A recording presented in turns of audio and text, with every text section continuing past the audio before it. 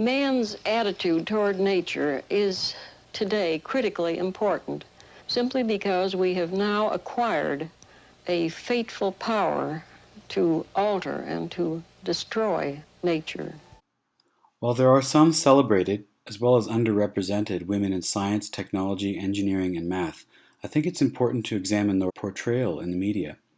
With a more critical examination of some of the images and representations of females in STEM fields, we can perhaps begin to understand why females are underrepresented in some STEM fields.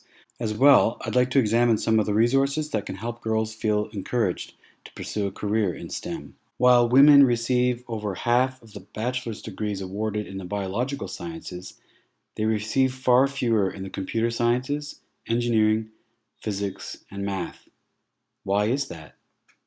In movies, girls in math and science are often portrayed as social outcasts or nerds, such as the character Carolyn in the movie Mean Girls. Or, far worse, as sexual conquests, such as the character Christmas Jones in the James Bond movie The World Is Not Enough.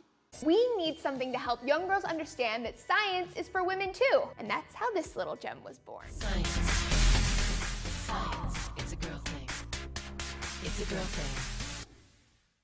Well, you tried. As pure as the intentions were, the commission kind of failed on this one. In the attempt to market science to women, we see a parade of exaggerated stereotypes about what girls like and who they are, a distracted male scientist, makeup, and an overall message that to me is entirely disconnected from the mission of getting young women into science. Instead of connecting them with practical application, wonder, awe, and inspiration, it connects them with fashion and makeup, stuff women are already connected with every day until our eyeballs bleed.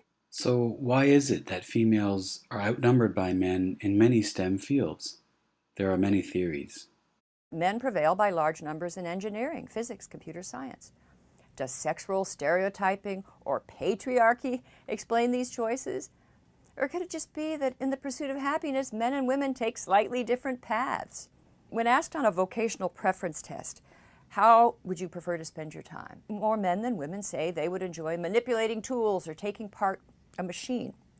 Women are more likely to say they'd prefer to work with people or living things. And finally, one last intriguing finding. Male and female math prodigies, they differ in a significant way. Males are more likely to have what the experts call an asymmetrical cognitive profile. That means that their proficiency at math is not accompanied by a proficiency in verbal expression. On the other hand, females who are gifted in math are often just as gifted in verbal expression, and that gives them career prospects that the gifted men don't have. So my guess is that the girls with the talent for Math 55 are just too interested in other pursuits to spend most of their week on linear algebra. Research coming out of Yale found that both male and female science professors, widely regarded female undergrads as less competent than males with the same exact accomplishments and skills. As such, they were less likely to offer women mentoring or a job, and when they did, they were paid less. Over and over again, the research says unconscious stereotypes about women bleeds into small slights that add up to big exclusion all throughout their lives. In a report entitled Why So Few by the National Science Foundation, it was found that interest in STEM drops away in post-secondary education. It also found that bias against women still exists in science and engineering. Their recommendations include countering bias by spreading awareness and taking steps to correct them. And for young girls, it's important to spread the word about girls' and women's achievements in math and science, and teaching girls about the stereotypes that exist so that they may be countered.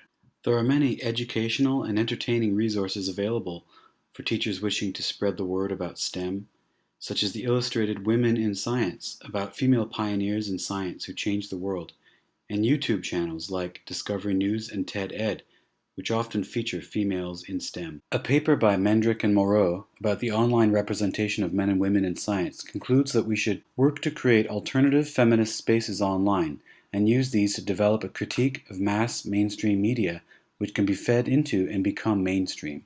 Leslie Farmer states that the more skillfully girls are able to produce their own content, the better they are able to critique not only their own media productions, but also to understand the broader scope of technocultural norms, values, and stereotypes that are embedded in mediated messages about girls and girlhood.